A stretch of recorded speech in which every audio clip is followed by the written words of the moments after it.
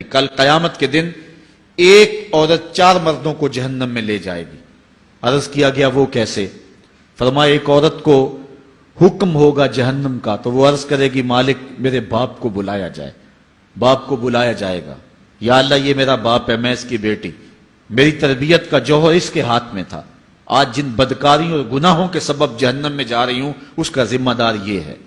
وہ باپ جس نے اپنے بیٹی کو سب کچھ دیا، اپنی اولاد کی تعلیم کے لیے اپنے پلاٹ بیچ دیے، جائیدادیں فروخت کر دی، نہیں دیا تو دین نہیں دیا، کل قیامت کے دن وہ اللہ کے حضور کیا جواب دے گا؟ ارشاد ہوگا اسے بھی پکڑو، اس کے باپ کو بھی پکڑو اور جہنم میں لے جاؤ۔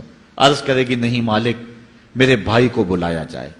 بھائی کو بلایا جائے گا، مالک یہ میرا بھائی ہے، میں اس کی غیرت تھی، میں جن راہوں پہ چل کر کے تیرے عتاب اور تیرے قہر و غضب کی حقدار بنی اس کا ذمہ دار یہ ہے، اگر یہ مجھے روکتا، اپنی آبرو کی حفاظت کرتا، اپنی ناموس کا پہرا دیتا تو میں ان راستوں کی مسافر کیسے بنتی؟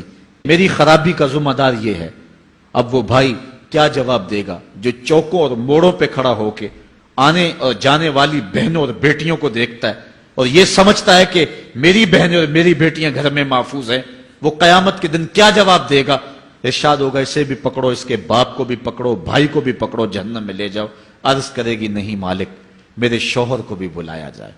بلایا جائے گا، مالک یہ میرا شوہر ہے اور میں اس کی بیوی، میری تربیت کا جوہر ماں باپ کے بعد اس کے ہاتھ میں تھا اور اس کے پاس طلاق کی دھمکی ایسی چیز تھی، مجھے جو چاہتا منواتا اور جس انداز میں ڈھالنا چاہتا مجھے ڈھال لیتا، لیکن اس نے مجھے کبھی راہ حق کی طرف نہیں بلایا تھا۔ وہ شوہر کیا جواب دے گا جو خود اپنے دوستوں کو چائے پہ بلا کے اور اپنی بیوی کو سامنے برہنہ منہ بٹھا کے بعد میں اس کے حسن کی داد مانگتا ہو، بتاؤ بھابی کیسی ہے؟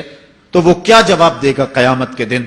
ارشاد ہوگا اس کو بھی پکڑو، اس کے باپ کو بھی، اس کے شوہر کو بھی اور اس کے بھائی کو بھی جہنم میں لے جاؤ۔ عرض کرے گی نہیں مالک میرے بیٹے کو بھی بلایا جائے۔